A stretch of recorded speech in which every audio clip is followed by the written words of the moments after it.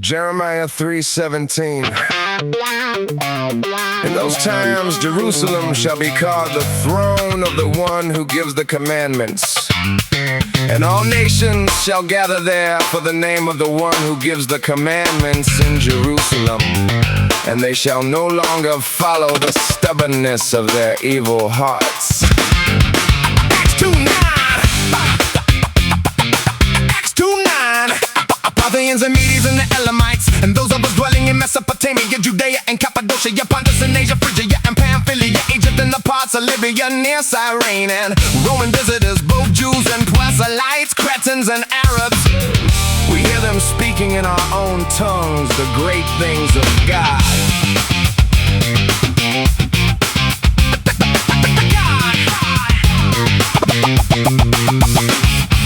Prophecies speak of how from the destruction of the Roman army, God saves the obedient remnant by gathering them into Jerusalem, and through the apostles they receive guidance. So when they see Rome approaching, they may flee to the mountains. 7 times, 7 years they had to count, and then 50 days more. The prophecy of their gathering was fulfilled on that very day.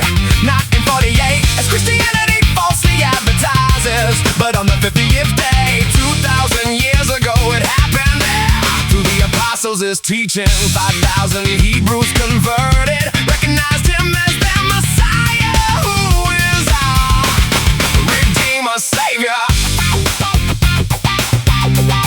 Redeemer, Savior. The name of that day is not Pentecost, either what Jesuit false teachers programmed into you at the head of churches, sects, and congregations. A massive Bible forgery took place to leave the Ezekiel 48 alone, and for everyone to accept that the people returned home again, as the prophecies allegedly foretold, but in truth it is not true. From the history of the Hebrews it is well known that when they were in captivity, God's prophet was always with them. They were always the captives of only one country. The golden vessels of the temple were all there. Even the Ark of the Covenant was there, and Solomon's temple stood. It only had to be cleansed.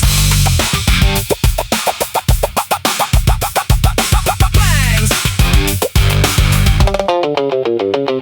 Where are all these things now? To my question, what could the answer be? Because for the return to be from God, among the things mentioned, every single one must be there. But since in 48 the temple did not stand, the priests were eating the dinner elsewhere, and the ark is nowhere to be found. Thus it is likely that the plumb line was not God's plan. I'll tell you why this forgery exists, so that soon the temple of the desolating abomination can be built, where the bloodthirsty tyrant of this world will eventually sit. 7 times, 7 years they had to count, and then 50 days more. The prophecy of their gathering was fulfilled on that very day. Not in 48, as Christianity falsely advertises, but on the 50th day, 2,000 years ago it happened there. In 48, where was all this? I ask you, where was all this? Go ahead and ask.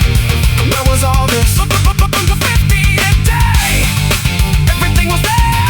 2,000 years ago, everything was for sale. In 48, surely it was all a scam. It was all a scam. It was all a scam.